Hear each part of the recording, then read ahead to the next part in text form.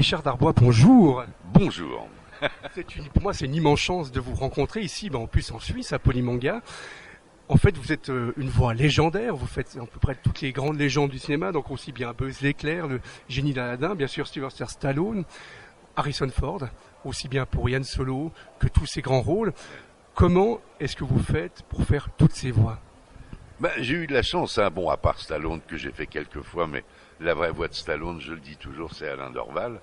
Voilà, c'est que en fait, je suis rentré dans une maison de doublage et la femme qui dirigeait cette maison a eu l'idée, alors que j'étais un jeune premier, voilà, elle a eu l'idée de me mettre sur des rôles très très différents, sur sur Dan Aykroyd dans SOS Fantôme, les héros, Harrison Ford.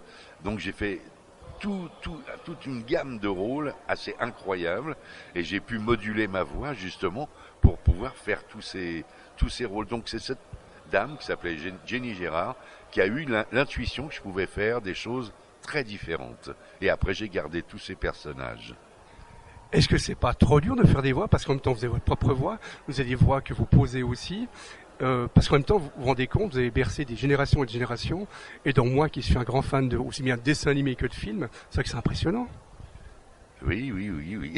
C'est vrai que j'en ai fait tellement que chacun peut faire son menu.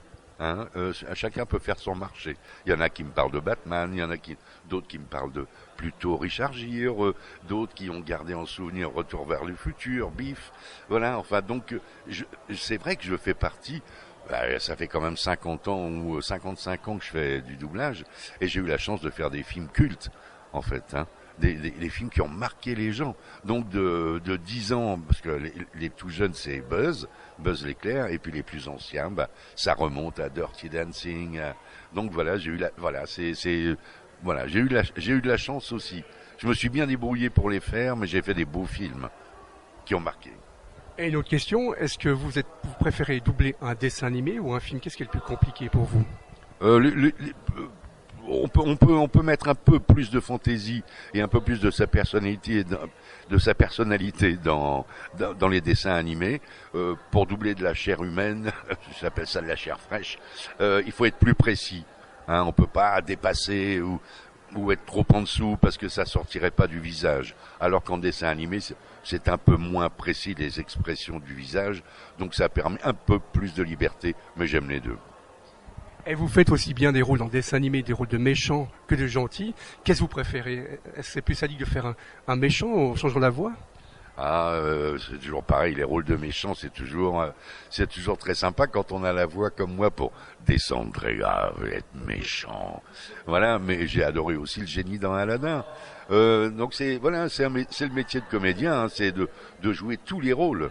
Voilà, le moins intéressant c'est le héros de base, voilà, qui fait film d'action, tac tac. Il n'y a pas trop de nuances, hein. Mais les comédiens que je double, style Harrison Ford, voilà, ils sont tellement extraordinaires que j'ai plus qu'à me laisser inspirer et essayer de faire aussi bien. Donc quand vous posez vos voix, je pense que vous avez le secret, c'est-à-dire que là, vous avez travaillé sur Indiana Jones, le dernier qui vient de sortir. Est-ce que vous avez rien le droit de dire par rapport au film quand vous doublez la voix, ou bien vous avez le droit de parler entre copains? Ah oui, on signe des contrats de confidentialité pour tous ces films, ces blockbusters. D'abord, je trouve ça bien de pas spoiler, parce que ce serait dommage de dire aux gens, voilà, je vais vous raconter ce qui se passe dans le film, il n'y a plus de surprise, ça serait vraiment dommage. Donc oui, non, bien sûr que je ne peux rien dire sur le film, voilà. À part que, à mon avis, ça va être top. Je sais pas si vous avez vu les bandes annonces, mais ça donne envie. Et une autre question, est-ce que quand vous rêvez, vous êtes quel personnage? Vous êtes un personnage, des fois, quand vous rêvez d'un dessin animé, d'un film? Ah non, je ne rêve jamais d'être un personnage que j'ai joué. Non, déjà, je rêve au mien en essayant de le jouer le mieux possible. Et c'est vrai que vous prêtez vos voix, mais en même temps, vous avez joué dans certains films, dont justement Les Bidochons, qui est aussi de la bande dessinée. Et c'est vrai que c'est impressionnant, vous auriez pu être acteur alors que vous prêtez votre voix. Ah mais oui, mais avant de faire du doublage, je jouais déjà au théâtre à l'âge de 11 ans. Hein. Donc voilà, ça fait partie du métier de comédien. On fait de la télé, du cinéma, du théâtre et du doublage. Voilà. Et dernière question, sur quel film ou animation travaillez-vous maintenant? Le prochain film, Là, j'ai terminé la série avec Harrison Ford, qui s'appelle, c'est la suite ou le avant Yellowstone, magnifique aussi.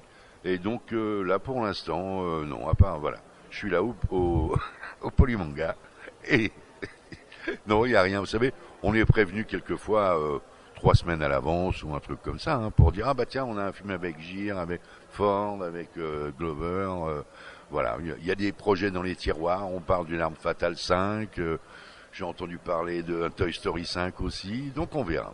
Voilà. Je vous remercie beaucoup, Richard Darbois, de nous avoir accordé un peu de temps.